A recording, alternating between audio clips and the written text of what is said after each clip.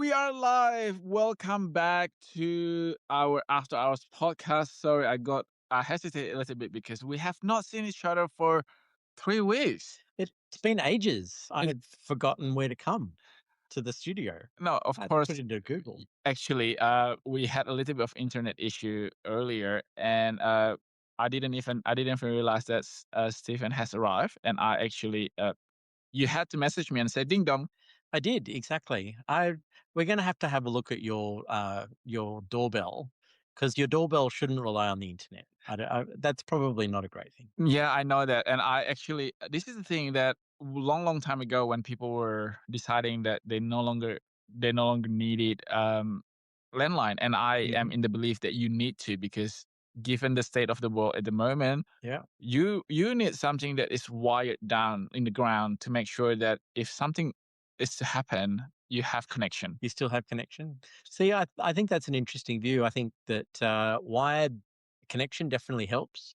But so many people are getting 5G and 4G and even Starlink backups. Yes, So maybe yes. that's where we're going. Maybe we're going uh, NBN, the wonderful NBN that delivers high speed access to your homes, but then the backup is a wireless connection. Allegedly high speed.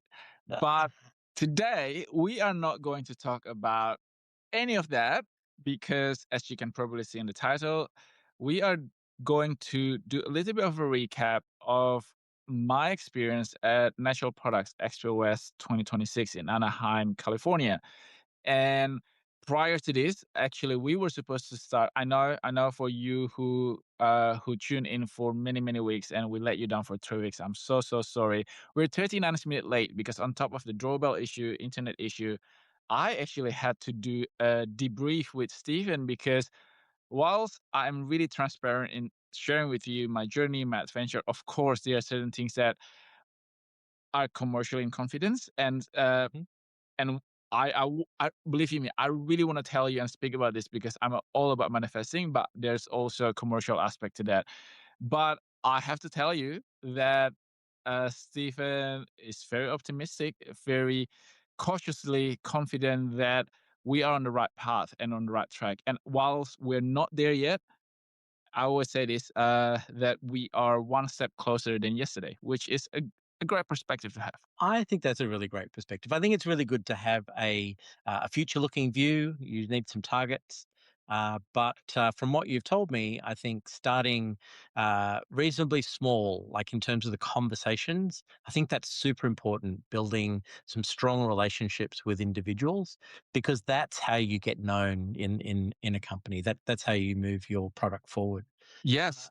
And sorry, I know exactly where you're going to take this conversation, but before that, because you didn't say this before this nuggets of wisdom before I press live, what you said was literally something that my co-founder Charlie, who is based in Chicago, told me that in this business or in the business world, trusts are not actually formed in one big grand gesture. It is small little things that make you believe and put your trust in someone because people can fake one big gesture, but it's a constant small moment of trust that forms up relationship in the business. That's so true. I think probably everyone has heard that concept that you need to hear a new thing 7 times before you really learn it.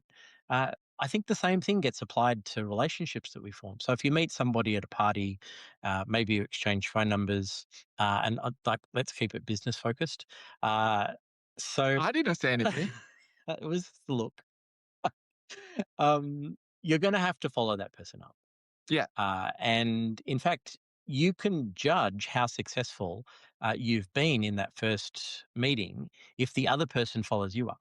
that's correct. So yeah, there's a whole science to it. Yeah, and I know what you're gonna ask me, but go on and ask. Well, tell us what the expo is. So there are so many expos that are all round, and we see the home show in Sydney. We see all these other things that that really have nothing to do with us. But in the US, my experience is that some of these shows, uh, it's like they take over a small city. Some of them are They're li- super enormous. yes, yes. And whilst Natural Product Expo West is the largest show and expo of its Mm. kind in this category in the US, and by the number by the numbers of exhibitors and attendees, probably not the largest, because we also have two others in China that are just enormous in terms of people attending, because they simply just have more people. But in terms of the value, in terms of the investment opportunity as well as retail opportunity, it is the largest in the world for this category, the category of consumer packaged goods in the natural and organic aisles. Yeah. This is not even the biggest expo overall across different uh, categories. So you have the car shows, the Mhm. auto shows, the technology and Yeah. everything, but it is still enormous. And you're absolutely right. It is nothing compared to what we have here in ICC. The way that I always try to explain how big it is for people who have not been there, and this happened to me 3 years ago. That was my first time there. Just imagine ICC, which is International Convention Center in In Sydney, Sydney. which, correct me if I'm wrong, it is the biggest convention center in Australia. Yeah, yeah. It's a little bit larger than Melbourne. So if Yeah. you've been to Melbourne, Melbourne's about maybe 75% the size. Okay. So you just imagine ICC, you times that into two in terms of the area, and you stack that area, the double area, onto each other. Wow. And that is the indoor area of Anaheim Convention Center. And for the Natural Product Expo West, you have three hotels surrounding Anaheim Convention Center, which is the Hilton, Marriott, and Sheraton Hotel. All of the ballrooms are being used for workshops, seminar, keynote Wow. speeches. Yeah. And not only that, there are two really big marquees outside that host the organic market and fresh market, where you get to sample new products, new exciting development and innovation. And the alleyway in between all of these buildings, so Anaheim Convention Center, Sheraton, Marriott, and Hilton, they have an Mm. open, like, stage where people mingle and people have their lunches, or Sounds they meet amazing. people. So there are approximately 88,000 visitors across the 2.5 days of the expo. Wow. And every day we clock in, each of us. So there were a few of us who were going there, on average, 22,000 steps. It is like it is like the Olympic event of our, at least to me, Yeah, to all of us here in Renovatia and Vincent. that's amazing. Uh, that is our Olympic. I train for that because, obviously, as someone who is the founder and the believe it or not, the face of this company, I have to always look happy and Mm. energized. And believe you me, I was. It's just that after 3 o'clock, at 3 o'clock, after all of these meetings in the morning and waking up early, obviously you feel a little bit tired, It's but draining. Yeah. it's draining. But not this year, because I've known this from the first time we were there, and then training again last year. This year I felt that I was the fittest and the most ready when it comes to the physical aspect of the expo. Wow. So you stayed away from all of the sugar dipped donuts and the bacon in caramel sauce. That was one of my favorites. Maple syrup. You know what? You know what? One thing that I know that a lot of people are demonizing and villainizing American fast food and junk food. I mean, the, ergo the name junk food, but they are actually Fast really food good. is probably yeah. But well, some of them are junk, Stephen. Like, some of them, like, you literally do not need 93 ingredients to make a loaf of bread. Mm. However, I have to say that when it comes to the dopamine hit food and snacks, they're winning. I do not understand that. I mean, take an example of deep fried butter. You really don't need that. It is so unnecessary. But at the same time, do I like it? No. Did I try it? Yes. Yeah. So, I mean, in terms of ideas and innovation, I think it is such Mm. I always say this, and I say this to my in-laws, to my friends that are not in this industry. In I always say that even if you are not there to work, you will find it Mm, very, very interesting. The amount of samples that we get, we had to have a new suitcase. Well, that was mm. the first year. Now, including this year, we travel with an empty suitcase just for the Just for samples. the samples. Yeah. Wow. So that is in terms of the size Mm, and the number of attendees. But I've also worked out to explain and describe this kind of event because a lot of people, if you go online and you Google Natural Product Expo West, and this year is actually their biggest ever because it's their 75th anniversary. But also the reason why they call it Expo West because it's the expo on the West Coast. They used to have Expo East, but now they merge everything into just one into the one Expo expo. West. Yeah.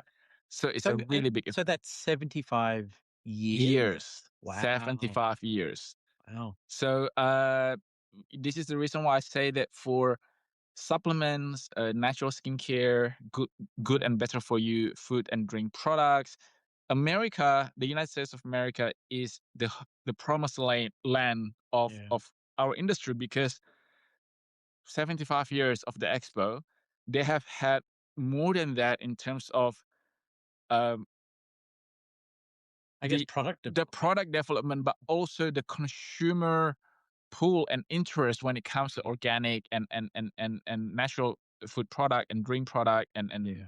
uh, toiletries, skincare, and everything. And I know that we a lot of us say that, but Americans are so unhealthy, which I really do believe that there's a little bit of stereotypical thing about that. That's But at the same time, their understanding about health is a lot more advanced in the way that everybody that I met, and not in the industry. I mean, I'm talking about Uber driver, people at the hotel, people who mm, are waiting in the lobby of the hotel. They know about inflammation.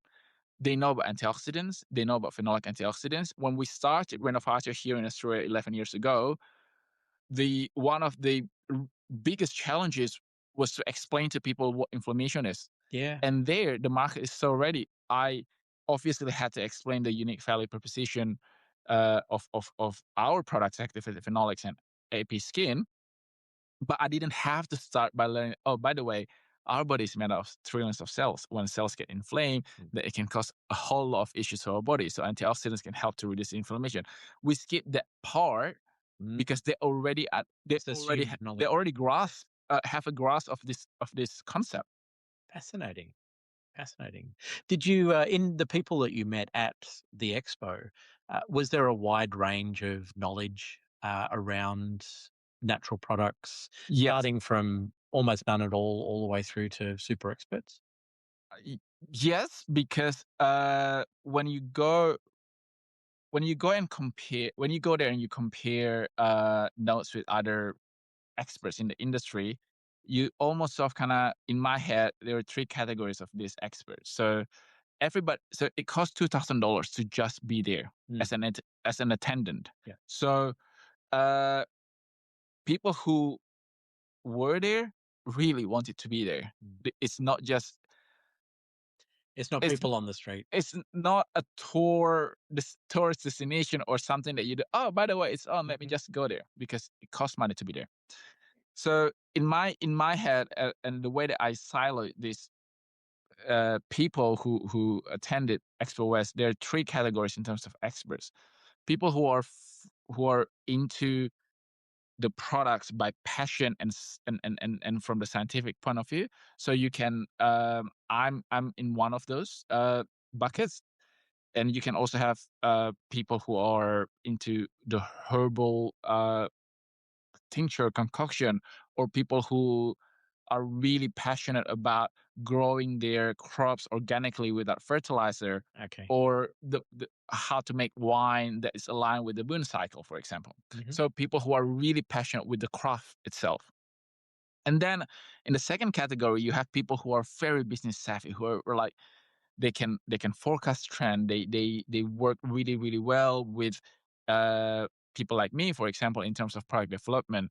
But they also know how it works Mm. in terms of financially. Yeah, what the market looks like And they work and out the market how share. to turn an idea into a product and product into a commodity. Yeah. And the third category of this expert is in the way of marketing, because I mean, there's only so many things that you can invent, right?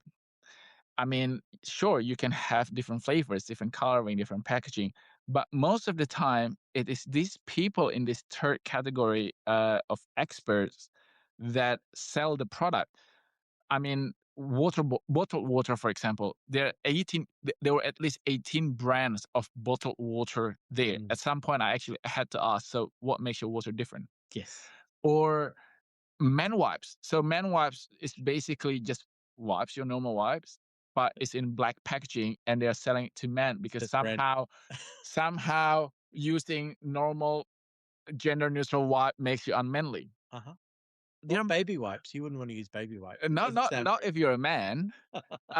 This is those are for boys, Stephen. I don't know how you didn't know about this before, but they had like this massive booth that cost hundreds of thousands of dollars. Just imagine how many wipes you would have to sell to even afford that booth. So these people clearly saw the gap in the market and they commercialize it. I mean, America is a very commercial uh, and capitalist market, which I mean, good for them. I aspire to have that knack of seeing the gap in the market and commoditize it. But one thing that I learned is that just because you can sell anything, at least to me, doesn't mean that you should sell anything at all. Because as I was walking this, and I'm not saying this to say that, oh, I'm holier than thou. I, I, it brought me back to when I first founded the company, and I'm so glad that in Australia, we name our company Renovatio. I insisted on that because in all of this trendy and hype and blitz and all the noises and hype of the industry, I get to take a pause and remind myself that I'm in it to help people. Mm. And that, uh, thank goodness and lucky me, resonated with a lot of people, including the buyers from one of the biggest retail groups Mm. in the US, including the executives from one of the shopping channel in the US. Yeah. I mean, if we go back to the first time when we went to the US, that also was resonating with my co-founder Charlie, who then partnered with me to build Vincent as a brand in the In the US. US, yeah. And I do think that uh, whilst it is not something that you can put a dollar value on, I don't know whether it's a good thing or a bad thing, but a good intention counts for something, in my opinion. And I hope that I will still I will still have the same view when Vincent becomes a big brand and I becomes richer than now. But I do believe that when you have a good heart and a good intention, that counts for something because not all money is good money. Mm. Look, I think that the market in the US, as well, being arguably about 380 million people or so, much larger than the Australian market. Obviously, there are only 26 million people here. There's so much opportunity for you to take that brand to all sorts of different backgrounds, all sorts of different people, and I really love the idea that you're so focused on helping the people, and obviously you can't help them on an individual basis. You need a distributor Yes. platform to be able to do that. And so whether that's a large trusted brand in the US that's going to retail the product, or if that's one of the trusted shopping channels that are very popular in the US. Yeah. A huge number of products are bought over the shopping channels.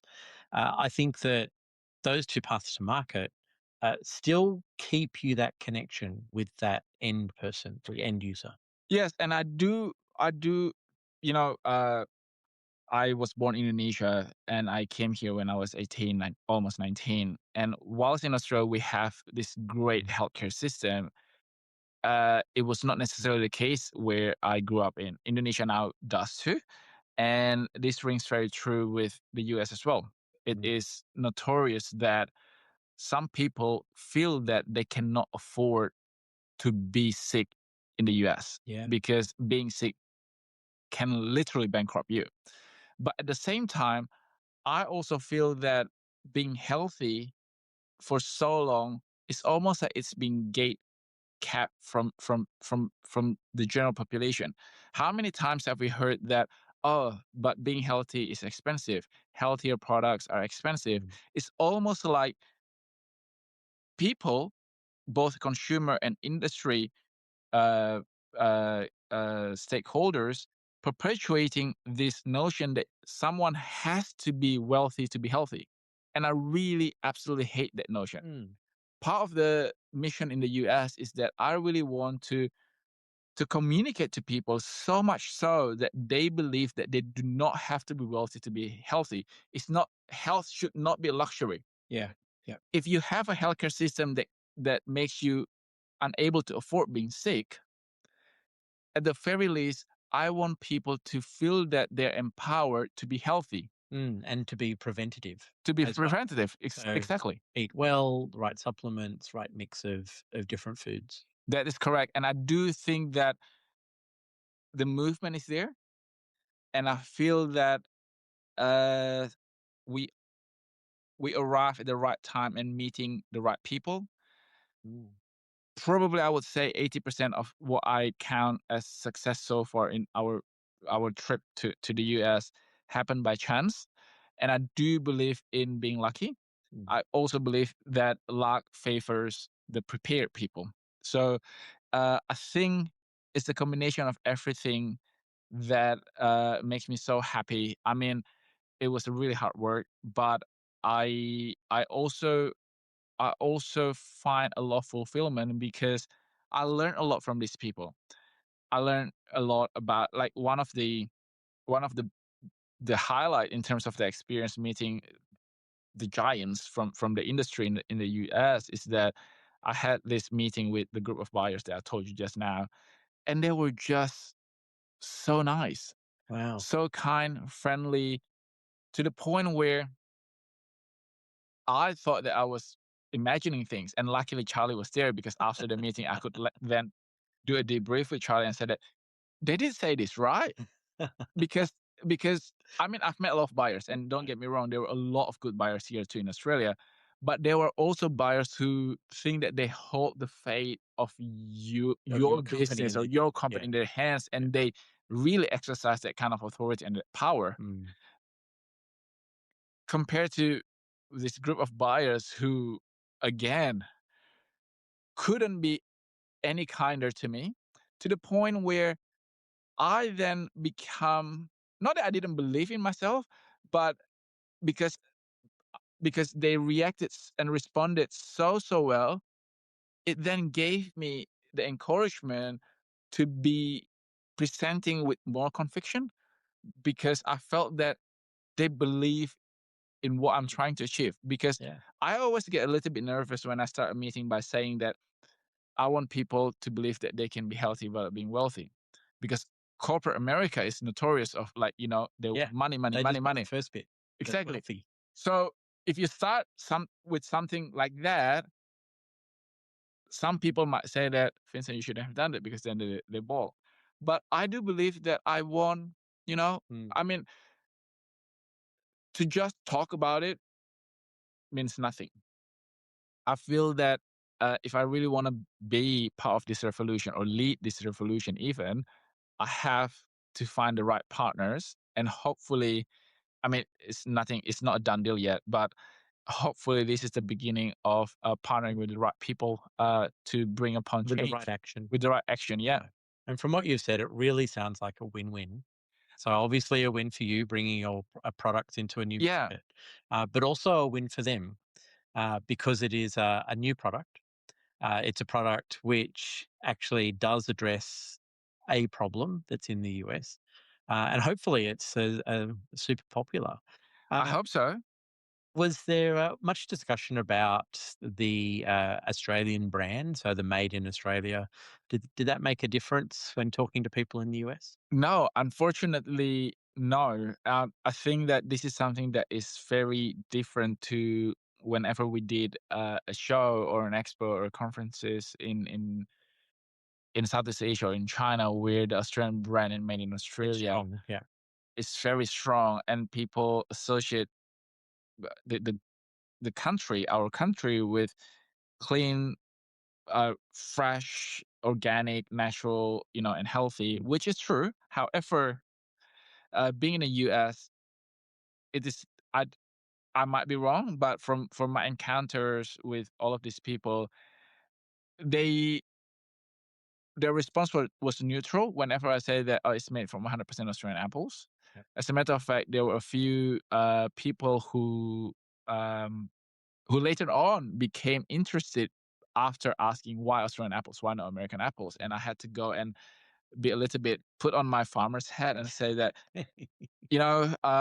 it's very the growing condition in Australia for apples is very unique. You have the volcanic soil, you have Mm, the temperature fluctuation between the day and the night that yeah. is really quite extreme, double digit Mm, Celsius degrees difference, and then the extreme UV radiation, mm. which they can't even imagine there because as I mean, genetically as Indonesian and now being tempered in Australia, I really don't think that I could ever get sunburn in California. Their sun is nothing.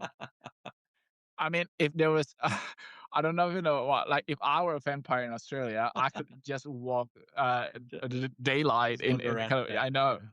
Yeah. So tell us a little bit about how you get to Anaheim. What was your travel uh, So like? the travel was really fun. I love flying. I don't care whether it's business, premium economy, or economy. Obviously, I Mm, prefer the former rather than the latter. But I flew from Sydney to LAX, and then LAX. Then we drove to yeah, Anaheim. yeah, I think it was 14 hours, and I love it because we flew Qantas, and usually we flew exclusively Qantas because I don't and I've flown other airlines too. It's just that whenever I'm going to somewhere to work, I don't know why this gives me almost a comfort and security blanket to fly with Qantas because and I didn't know this before, but uh on the plane that is still Australia up until you disembark. And for some reason, I just want the extension, the a little bit longer extension of being at home before I go to the battlefields, so to speak.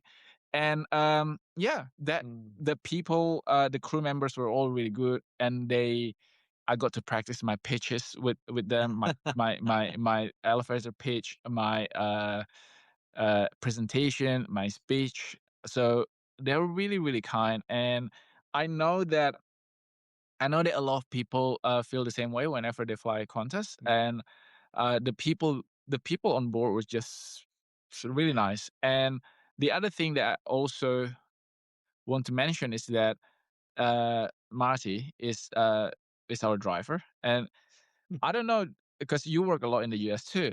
Yeah. Do you drive there? Yeah, I don't mind driving on the right-hand side at all. In fact, I tend to switch over very quickly.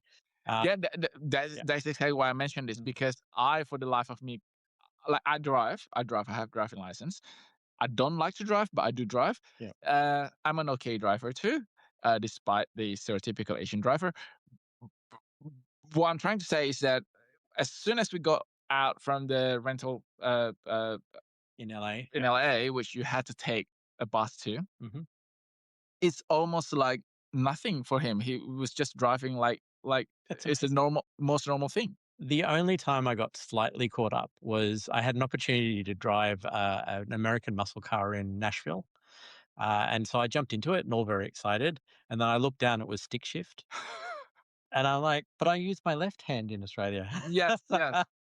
But I guess yeah, I guess that's one thing that the difference between manual and automatic mm, because of your coordination. I mean, yeah, and this is something that is very important because it's the closest thing that I can probably relate to is like whenever you're driving European car or American car, mm.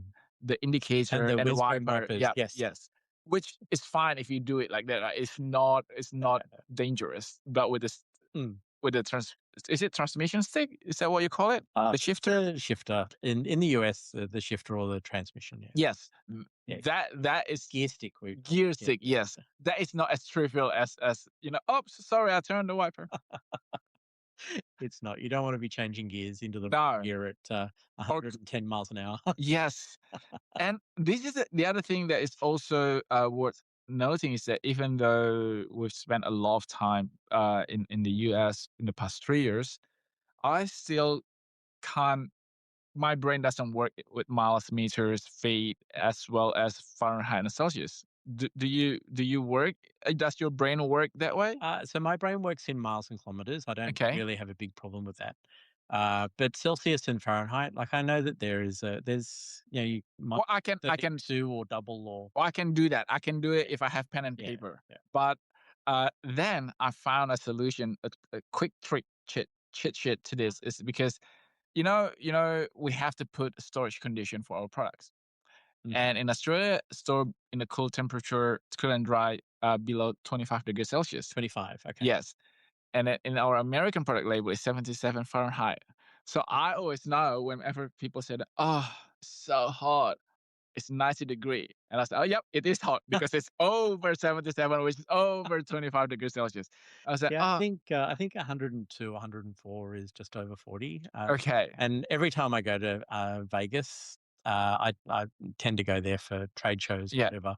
And it's always in the cheapest time to have a trade show in Vegas When it was like really because hot. it's the hottest possible time to be there. And it's Yeah. usually like 104, 106, which Yeah. is in And the whenever they 40s. say that, oh, it's so cold.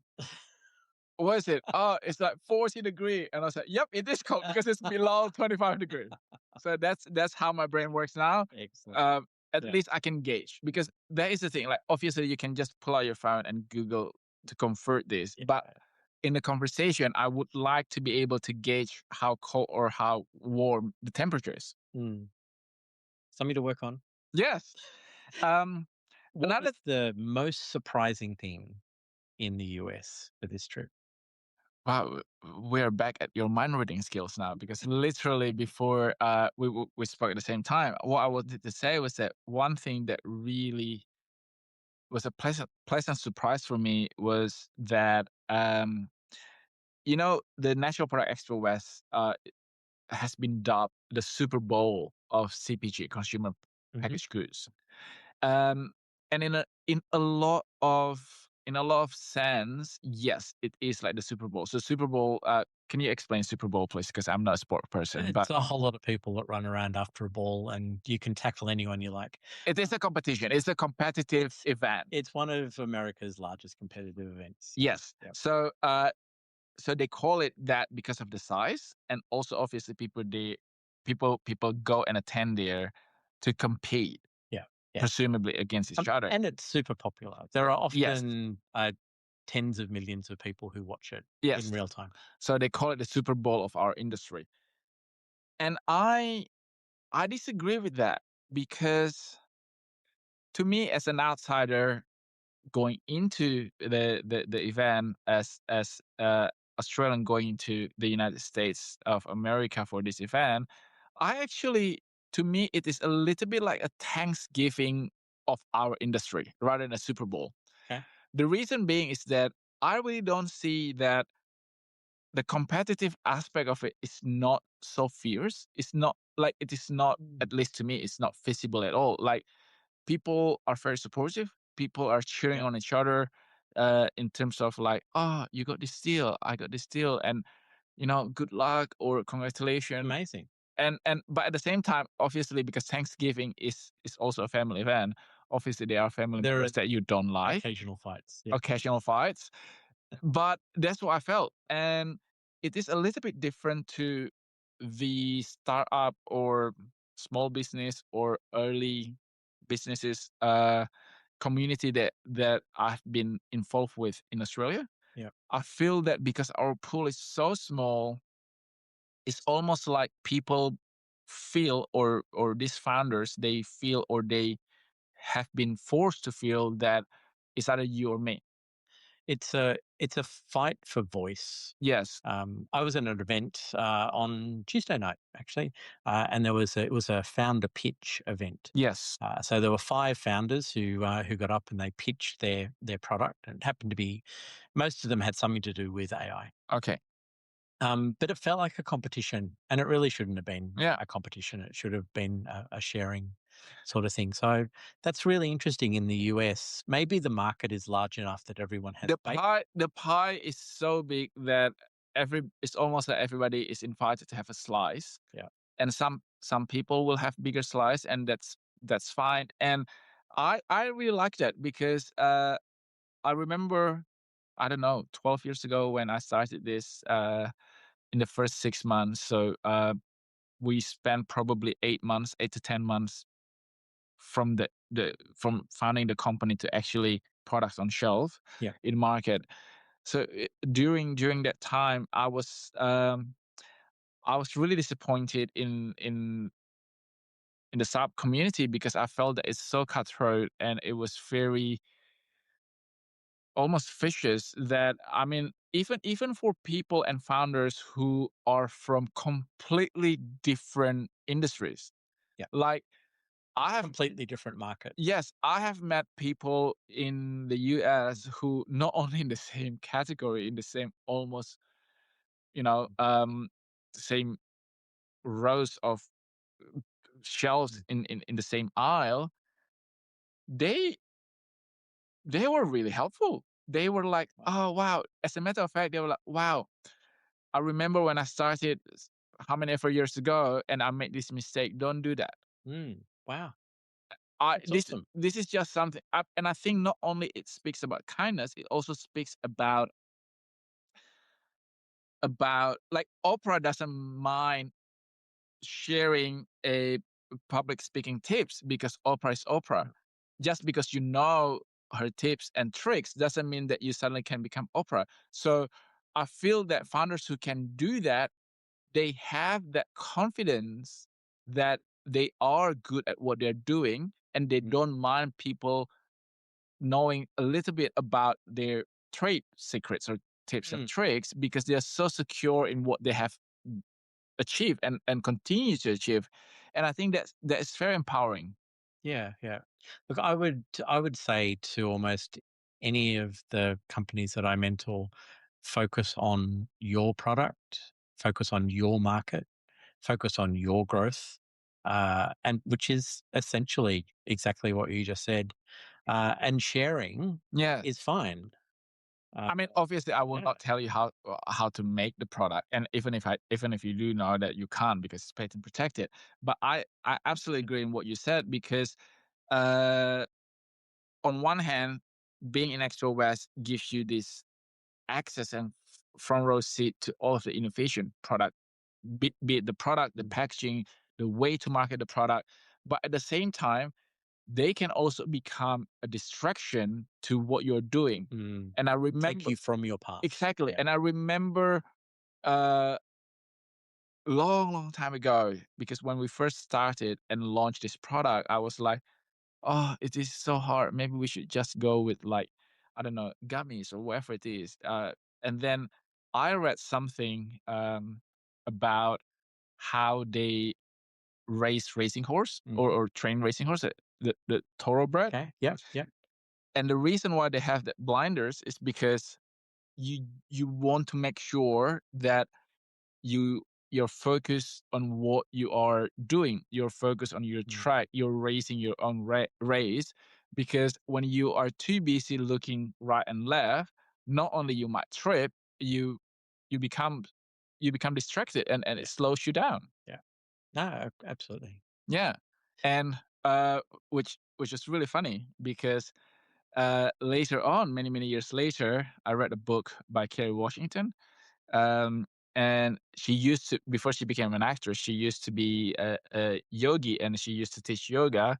And she said something that's very similar to this thoroughbred horse analogy, which is basically like when you're doing your sivatsana, which is one of the Mhm. poses, you really want to be concentrating on yourself. You don't want to be looking at what people are doing around you, because you might break your neck. Yeah, you'll fall over. You fall over.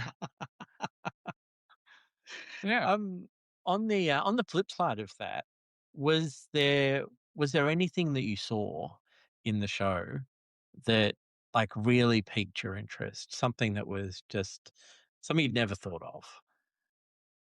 Not from this year one. This year's event, because I'm gonna be very careful. Uh, because I know that the organizer of the expo is very proud of the 75th anniversary and everything, and Mhm, I am proud too. I'm proud to be there. I'm proud to be part of it, be on the keynote station and everything.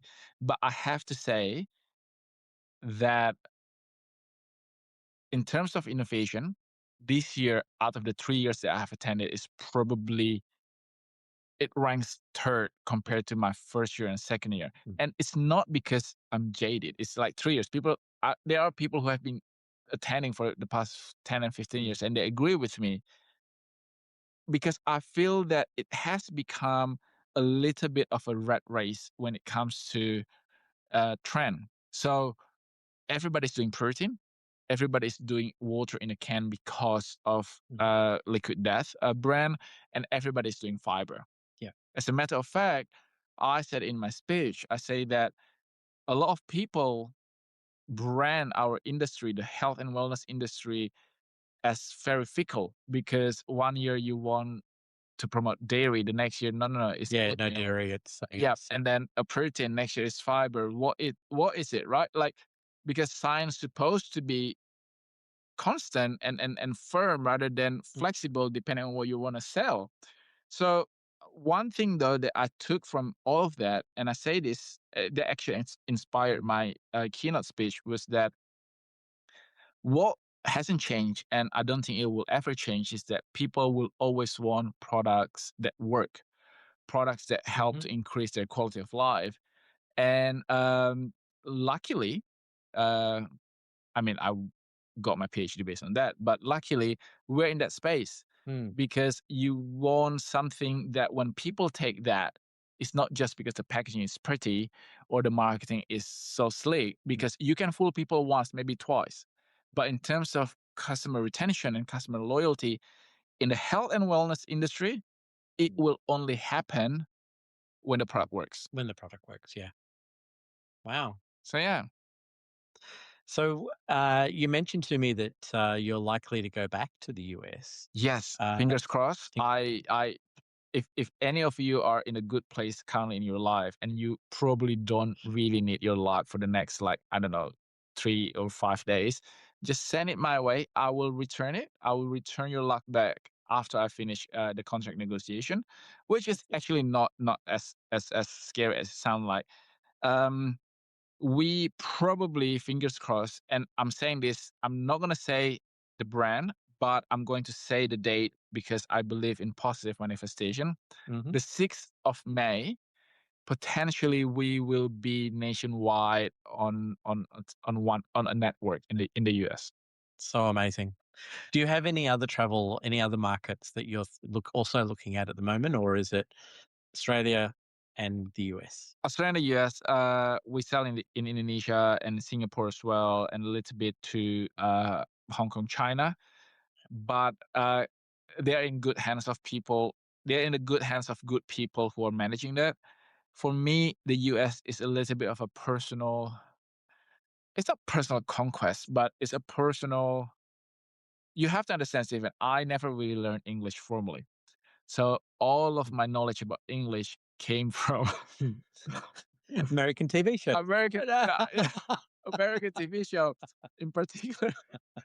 I, no, no, no. I don't know why I laugh like this, but because people always laugh when I say this, because you have this like Dr. PhD, Dr. Vincent, the youngest PhD in the world for my field, da, da, da, da. And suddenly, oh, I learned English from the Martha Stewart show and the Home Shopping Network. So, so a lot of the things that are happening in the market there, Mm. I knew this for the past 20 You're years. very familiar with. I'm very Yeah. familiar with. As a matter of fact, f- it is not dissimilar to the feeling that I have when I visited Orange, visit the farm, the Mm. feeling of home that I belong and I really want. I can see myself doing this for years and years to come. Yeah. Um, I felt that too there. I really do feel that um, they're ready for something that is not just a good marketing. They understand that being healthy needs to start from the basics, which is your cells. The inflammation is something that is dangerous, even though you don't see the negative effect in the next month or tomorrow or the next year. It is something that is compounded in terms of the effect, be it negative or Mhm. positive, Yeah. in your body, and that what you do today when it comes to your health and well-being might determine where you are in your life in the next 12 months, especially people who are in their 30s and 40s.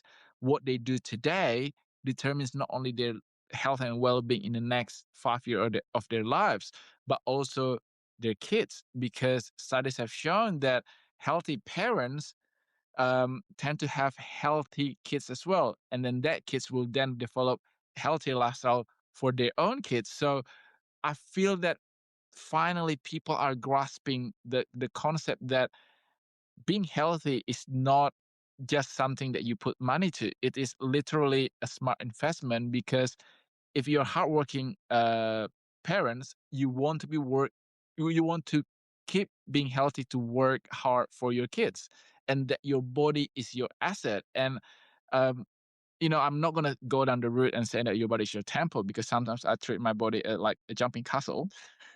But regardless whether it's a temple or a jumping castle, you need to be happy within itself. And happiness and being healthy are very much hand in hand. For mental health, for a whole lot of other reasons as well. Yeah. Vincent, I think we've probably wrapped up our time.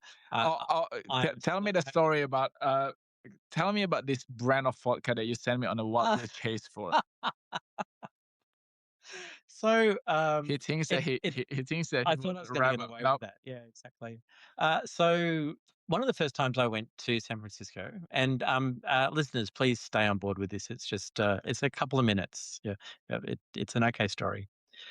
So one of the first times I went to San Francisco, a lot of years ago, there was a girl who worked for the company who lived on Alameda Island, which is on the other side of the bay from San Francisco.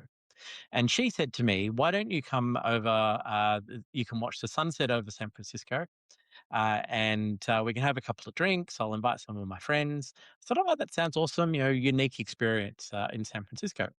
So I caught the BART, which is the train, Bay Area Transport, over to Alameda, and I walked down to her, and then she picked me up in her car, and we drove to the north end of Alameda Island. Now, let me just paint the picture of the north end of Alameda Island. It is an old Navy yard Okay. full of warehouses. And at one point, I'm thinking, am I going to get murdered? But we turned the corner and everything was fine because there was this uh, distillery, as it turned out, that did cheese and olives and the various spirits and whatever. And they'd set up all these tables facing the direction of San Francisco and the sunsets behind San Francisco. Ah, And it was just awesome. And that was St. George, which is the distillery. So, listeners, when Vincent said to me, "What's your favorite vodka?" That was the first thing that I thought of. And there's a vodka called Hanger One, which St George distilleries make, yeah. and it's a really lovely, clean, um, really easy drinking vodka, which is great in a martini. I like my martinis neat or perfect. Okay. Some people like their martinis a little dirty, I love it extra dirty. and that's okay as well. So, It's a good vodka for either. twist of lemon, peel, or olives. Please don't tell me onions No, because no, because only I we olive. will have a problem Yeah, yeah, definitely olive. because then you have appetizer with your cocktail, right? Well, it's also an awesome vodka for a kamikaze. But maybe I should put the kamikaze On recipe our in the newsletter. newsletter. There you go. Well, on that note, well, I'll tell you my side of the story next week. So you have to tune in and remind me, Stephen. Because I did go to two supermarket and I have pictures to prove. I sent you Mhm. pictures, didn't I? So Did we ended up with Tito's vodka, which is like the most from Sydney duty free. Anyway, thank you so much. It's so good to see you, Stephen. It's so good to say hello great to to be back. you, everyone. It's great to be back. And don't worry, we are going to be live again next week. And the recording of this will be up on Thursday, newsletter on Sunday. We're back to regular programming. Thank you. And on that note, I'm Vincent, and I am Stephen. bye bye. Bye bye.